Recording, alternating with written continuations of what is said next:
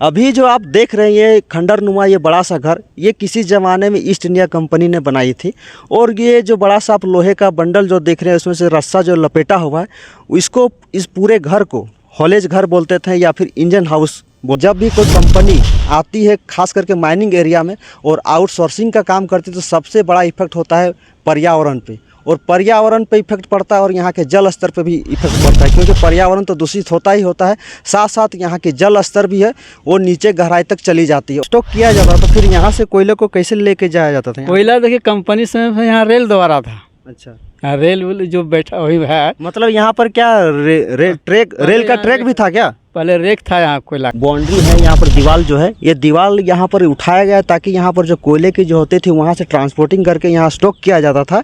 एक तरह से रेलवे साइडिंग था।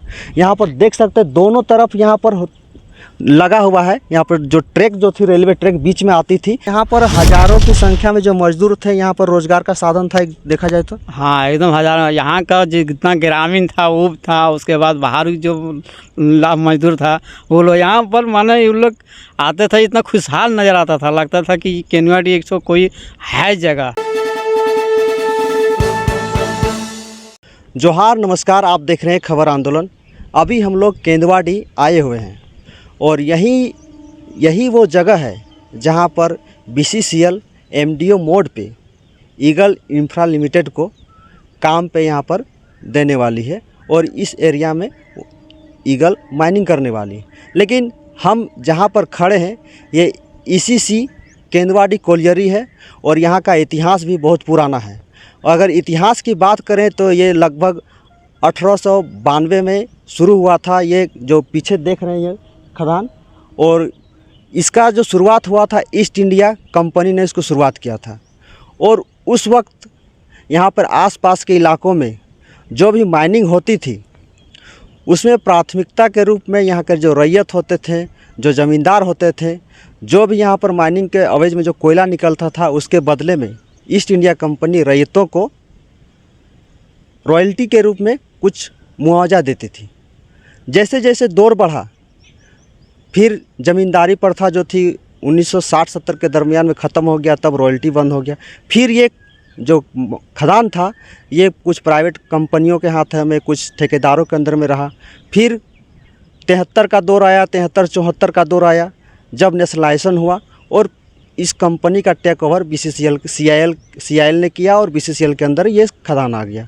और BCCL के देख रेख में भी यहाँ पर खदान अच्छी तरह से चला। यहाँ पर आसपास में 3 खदान थे, तीनों में अच्छी खासी चल रहे थे, यहाँ के रैयत खुश थे, सब खुश थे।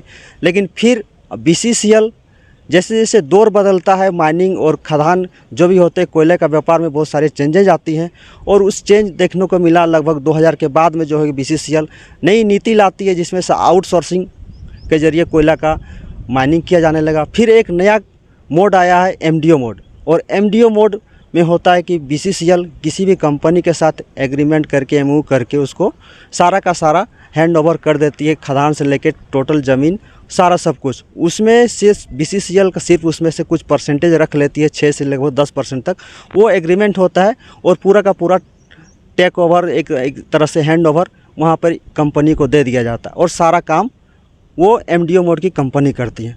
वहीं यहाँ पर MDO मोड में आई है eagle infra India private limited और यही खदान है वो। अभी केंदुआडी के ग्रामीण अभी हमारे साथ हैं, आइए हम इनसे कुछ इस जो खदान जो देख रहे हैं यहाँ पर अपने ज़माने में क्या रौनक यहाँ थी और यहाँ पर जो पीछे जो ये घर दिख रहा है खंडर नुमा, इसमें कौन कौन से काम होते थे, इन्हीं के बारे में हम जानकारी कुछ इनसे लेना चाह रहे हैं। तो दादा आपका क्या नाम हुआ? मेरा नाम मुस्लिम अंसारी है। मुस्लिम अंसारी जी। तो ये जो घर जो देख रहे हैं यहाँ पर जो ये जो खदान जो देख रहे हैं जी, ये इसका इतिहास क्या है, ज़रा कुछ बताइएगा आप हमें। इसका इतिहास यही है कि बहुत पुराना कंपनी के समय की ये खदान है, कोलियरी है चाणक। और ये चाणक जो है से आज के नहीं, अंग्रेज़ों से पहले से भी है। यहाँ पर ज़िंदगी मोहब्बत के फिल्म भी बना है धर्मेंद्र का, और जो केनुआडी जो अभी टूट गया, खंडर हो गया, वहाँ पर जैसे इसका बंगला था। अभी जो आप देख रहे हैं ये खंडर नुमा ये बड़ा सा घर, ये किसी ज़माने में ईस्ट इंडिया कंपनी ने बनाई थी। और ये जो बड़ा सा आप लोहे का बंडल जो देख रहे हैं उसमें से रस्सा जो लपेटा हुआ है, इसको इस पूरे घर को हॉलेज घर बोलते थे या फिर इंजन हाउस बोलते थे। इंजन हाउस का काम था यहाँ पर जो रस्से जो बंधे होते थे, यहाँ पर जो सामने एक चानक जो इसके अपोजिट में चानक होता था और यहाँ पर बड़े बड़े लोहे के पिलर होते थे और पिलर में वो रस्सा जाता था और नीचे जो यहाँ पर माइनिंग जो होती थी से हज़ारों फीट गहराई के अंदर से कोयले को निकाला जाता था।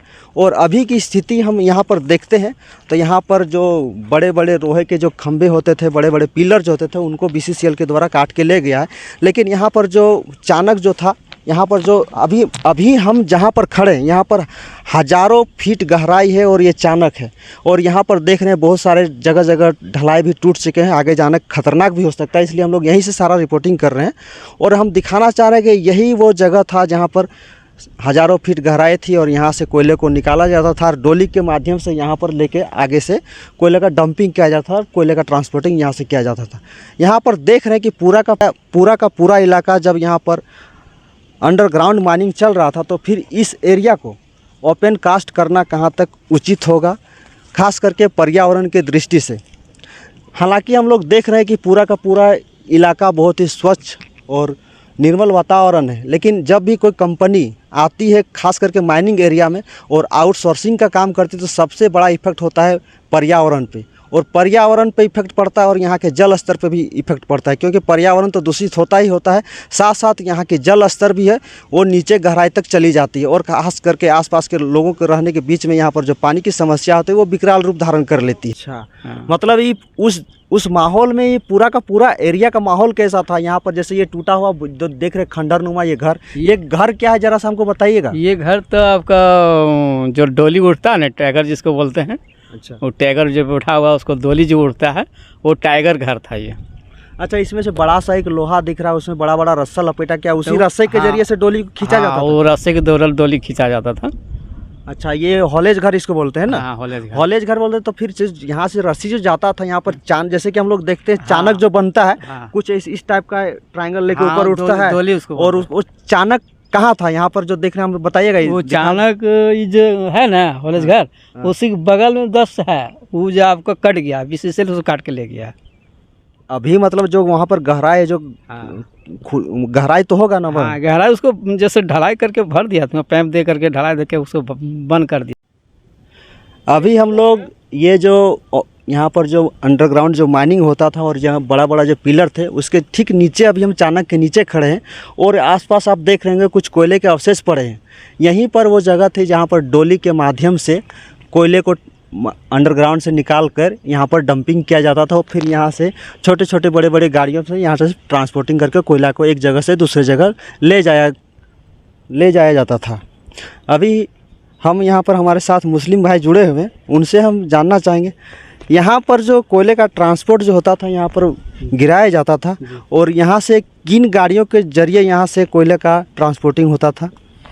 यहाँ पर से डोली से गिरता था। अच्छा, एक पाला में कम से कम नहीं 150 गाड़ी जो है से उठता था, और 3 शिफ्ट चलता था। 3 शिफ्ट में 450-500 के लगभग में उठता था। और तो यहाँ पर कोयले का स्टॉक किया जाता था, फिर यहाँ से कोयले को कैसे लेके जाया जाता था? कोयला देखिए कंपनी से यहाँ रेल द्वारा था। अच्छा, रेल जो बैठा हुई है, मतलब यहाँ पर क्या रेल का ट्रैक भी था क्या? पहले रेक था यहाँ कोयला का। अच्छा, ट्रेन वाला। उसके बाद जो है से आपका कोयला जो है से ट्रक के हिसाब से जाने लगा यहाँ से। अच्छा, उसके बाद जो है से आपका कंपनी कहाँ ले जाता वो हम लोग नहीं मालूम है, लेकिन ट्रक के हिसाब से यहाँ चल जाता था। अभी हम जब मुस्लिम भाई से बात करें तो हमें एक बात पता चले कि यहाँ पर भी जो कोयले का ट्रांसपोर्टिंग जो होता था, पहले यहाँ पर रेलवे ट्रैक बिछा हुआ था और रेलवे ट्रैक के माध्यम से यहाँ पर माल गाड़ियों के जरिए यहाँ से ट्रांसपोर्टिंग कोयले का होता था। लेकिन अभी हम लोग जाते हैं तो यहाँ पर कोई रेल ट्रैक भी नहीं है और कुछ भी नामो निशान है। सब के सब जो भी थे सारे इतिहास के पन्नों में दफन हो गए। अभी ये कुछ निशान बाकी है, आप देख सकते हैं। ये कुछ बाउंड्री है, यहाँ पर दीवार जो है, ये दीवार यहाँ पर उठाया गया ताकि यहाँ पर जो कोयले की जो होते थे वहाँ से ट्रांसपोर्टिंग करके यहाँ स्टॉक किया जाता था। एक तरह से रेलवे साइडिंग था।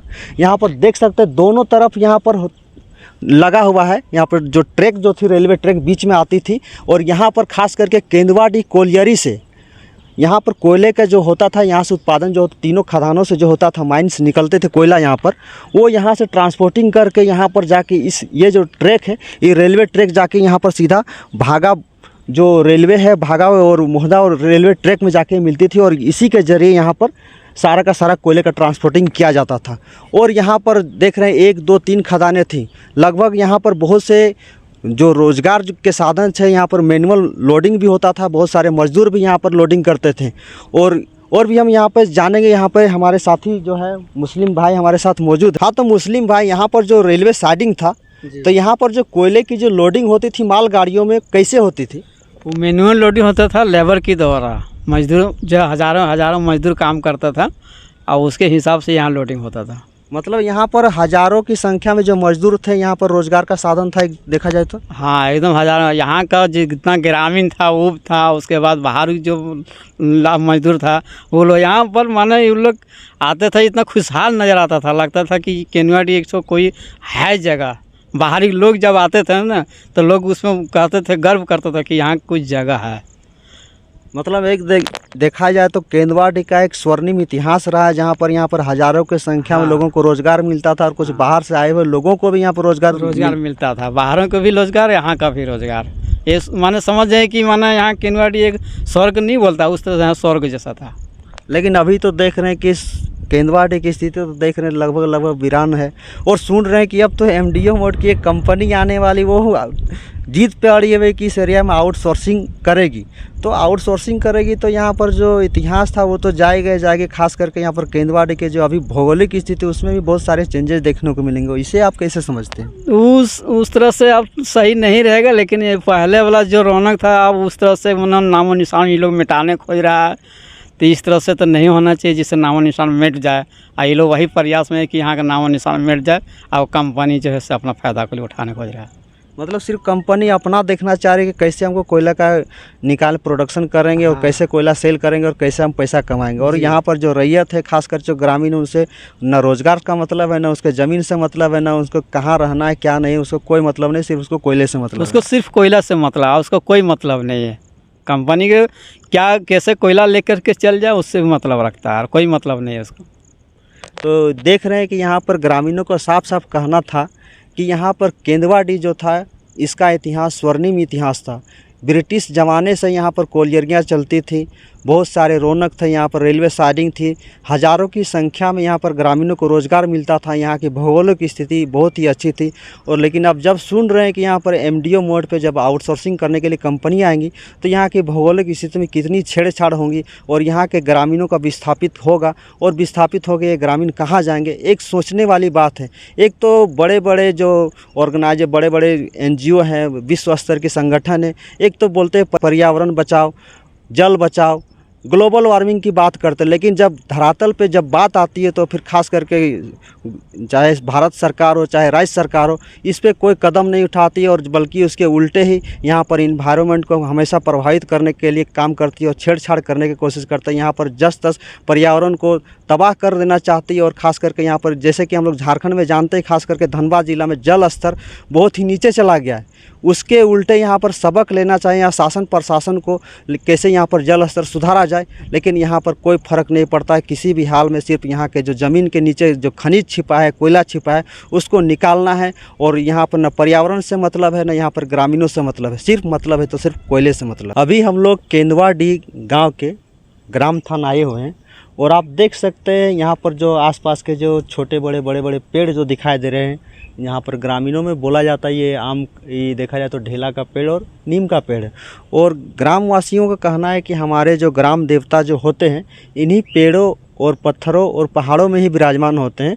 उनका कोई आकृति या कोई रूप नहीं होता है। हम लोग जो होते हैं ग्रामीण, सिर्फ प्रकृति को ही पूजते हैं।